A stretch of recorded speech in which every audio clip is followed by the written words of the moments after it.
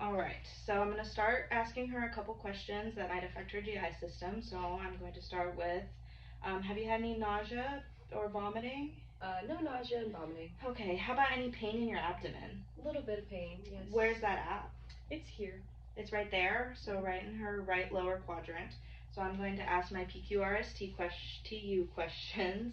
So then I would ask her questions about her diet. So when was the last time you ate? I ate this morning. This morning? What does a normal day of eating look like for you? I have oatmeal for breakfast, I have a sandwich for lunch, and then I have chicken for dinner. All right. And then how would you describe your appetite? Normal. I'm hungry around meal times and not really anything in between them. Okay. So then I would ask her about her bowel movements and her urinary quality. So if she had a Foley catheter, I would check her catheter for her urine content. I would check in the tube for color, clarity, because if it's sitting in the bag, then it has sediment start to gather in it. So I would check in the tube, but she does not have a Foley, so I would ask her about her urinary qualities. So when was the last time you urinated? I urinated like an hour ago. And what was like the color and clarity of your urine? How would you describe it? It was pale yellow. Pale yellow. And then do you have any pain when you try to urinate? No, not normally. Do you have any trouble holding it? Are you able to make it to the bathroom? No, I can get to the bathroom on time. Do you ever wake up in the middle of the night feeling like you need to go to the restroom? Sometimes, but it's only if I drink a lot of water before going to bed. Okay. And then I'm going to ask her about her bowel movements. So when was your last bowel movement? This morning. This morning? Do you know around what time? 10? 10. All right. What was the color and consistency of your bowel movement like? It was brown and it was formed. Formed. All right. Do you have any trouble with holding it before you go to the bathroom, or can you make it to the bathroom? Yeah, I make it to the bathroom on time. All right. So then I'm going to begin on the inspection part of the assessment.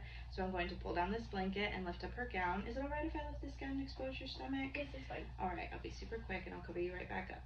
So normally you would use the blanket to provide privacy while you're looking, but for the sake of this video, I'm going to expose her abdomen.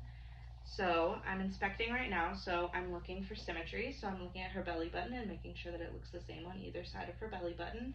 I'm going to crouch down to her abdomen level and make sure it's not rounded or caved in, anything like that. I'm also looking for any sort of discoloration, scars, incisions, just anything abnormal with the abdomen. So hers looks normal and it looks good. So then after I inspect, I'm going to auscultate because you want to listen to the abdominal sounds before you palpate or percuss, because you can start to move things around in there and you cannot hear correct bowel sounds. So I'm going to listen in all 4 quadrants of her abdomen, starting in her right lower quadrant and moving around and ending in her left lower quadrant.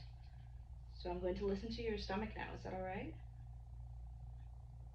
So I'm listening for vowel sounds, which is like gurgling. Vowel sounds should be about every 5 to 15 seconds. That's normal. If it happens more frequently than that, then that is considered hyperactive. And if it's not happening that frequently, then that is hypoactive. And if you don't hear anything, you should listen for about 5 minutes before you write that her bowel sounds are absent. So now I'm going to palpate her abdomen. So I'm just going to put some light pressure on your abdomen. Let me know if you feel any pain or any tenderness, anything out of the normal. So I'm going to leave the place where she's having pain for last. So she's having pain in her right lower quadrant. So I'm going to start in her right upper quadrant. Any pain? No. How about here? No pain. And here? All good. And finally her right lower quadrant. A little bit of pain. There's some pain there. Is it when I press down or when I release? When you release. When I release. Okay, so that is rebound tenderness. So now I'm going to palpate her suprapubic region right above her bladder. So I'm going to press down and ask if she has any discomfort or any pain. Nope. So that feels normal. So I'm going to cover her back up and I'm going to have her sit up for me. Do you mind sitting up real quick? And I'm going to perform blunt percussion on her back.